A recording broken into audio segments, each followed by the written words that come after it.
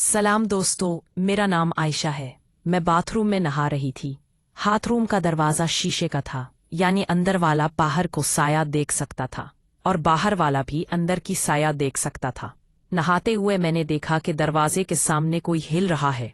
ये देखकर मैं एकदम रुक गई। फिर मैंने सोचा कि ये क्या हो सकता है। शायद कोई इत्तेफाक से वहां से गुजर रहा है या कुछ और कर रहा है। मैं परेशानी में थी कि क्या करूं। फिर बड़ी मुश्किल से मैंने खुद को संभाला। आप भी समझ सकते हैं कि इस लम्हे मेरा दिल कैसा था। मैंने जल्दी से तौलिया लपेटा, तभी शायद उसने मेरी आवाज सुन ली। मैं हाथरूम से बाहर निकली और ऐसा दिखाया जैसे मुझे कुछ पता ही नहीं।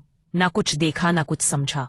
फिर मैं सीधा अपने कमरे में चली गई और जानबूझ दरवाजा थोड़ा सा खुला छोड़ दिया। मैंने सोचा कि अगर ये इत्तेफाक था तो वो दोबारा उधर नहीं आएगा, लेकिन अगर उसने जानबूझकर ऐसा किया तो बार बार आएगा। और वाकई जैसा मैंने सोचा वैसा ही हुआ। मैंने देखा कि वो मेरे कमरे के दरवाजे के सामने से गुजरा और मुझे साफ नजर आया कि वो मुझे ही देख रहा था। इस वक्त मैं समझ नहीं पाई कि क्या करूं। फिर मैंने खुद से कहा, आयशा, अगर वो खुद तेरे पास आ रहा है तो जो वो चाहता है उसे दे दे।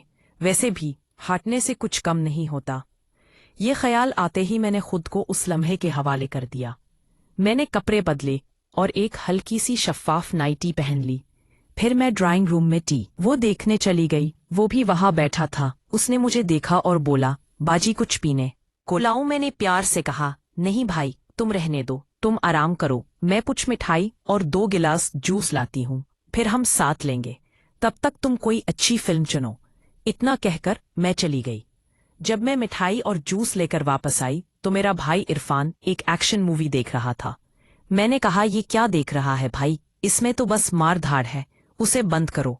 2 मिनट रुको, मैं अभी आती हूँ। मैं अपने कमरे में गई, एक पेन ड्राइव लाई और बोली, देख भाई, मेरे पास उस पेन ड्राइव में कई फिल्में हैं, चलो उन्हें देखते हैं। दोस्तों, मैं आपको बता दूं कि मैं आयशा अपनी पेन ड्राइव की फिल्मों की आदी हो चुकी थी। मेरे शौहर की वफात के बाद अल्लाह उनकी रूह को सुकून दे, मैंने फैसला कर लिया था कि अब जो भी मुझसे शादी करेगा वो सिर्फ मेरे पैसों के लिए करेगा। इसलिए मैंने तय किया कि मैं अकेली ही अपनी जिंदगी जीऊंगी और दोबारा शादी नहीं करूंगी। तब से मैंने वो सब शुरू किया और उन फिल्मों को अपने पास रख लिया। जब भी दिल करता मैं उन्हें देखती और खुश रहती। लेकिन अब जब मुझे अपने भाई पर भरोसा हो गया तो मैंने सोचा कि ये किसी और से तो बेहतर है। वैसे भी मैं एक बार अपने भाई को आजमा सकती हूँ। ये कहानी तब शुरू हुई जब मैं बेवा हुई। मेरे शौहर के घर वाले मेरे साथ नहीं रहते थे क्योंकि मैंने लो मैरिज की थी और उन्हें हमारा प्यार मंजूर नहीं था। मेरी माँ मेरे प्यार के साथ थी तो उनकी रजामंदी से मैंने शादी कर ली। मेरे शौहर मुझे कराची ले आए जहां हम खुशी खुशी रहने लगे, लेकिन हमारा साथ सिर्फ 4 साल का रहा। एक रात पार्टी से वापस आते हुए हमारा एक्सीडेंट हो गया। मैं बच गई, लेकिन मेरे शौहर मुझे छोड़कर चले गए। तब से मैं उनकी यादों के साथ इस 2 कमरों के घर में अकेली रह रही थी। जब मेरी माँ को मेरे शौहर की मौत की खबर मिली तो वो मुझे दिलासा देने लगी और बार बार कहती कि वो मेरे भाई इरफान को मेरे साथ रहने भेज दे। वो कहती, आयशा कब तक अकेली रहोगी? लोग तरह तरह की बातें करते हैं। मैं कहती, माँ मुझे अकेली रहने दे, मैं खुश हूँ। लेकिन माँ कहती, नहीं, शादी कर ले। मैंने कहा, शादी बिल्कुल नहीं माँ। फिर माँ बोली, ठीक है तो इरफान तेरे साथ रहेगा। मैंने कहा, ठीक है, भाई को भेज दो, लेकिन शादी के लिए दोबारा दबाव मत डालना। उसके बाद इरफान मेरे साथ रहने आ गया।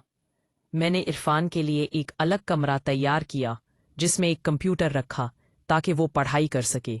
मैंने उससे कहा, इरफान तुम यहाँ रहो, लेकिन जो कुछ भी देखोगे या सुनोगे उसका जिक्र कभी मत करना।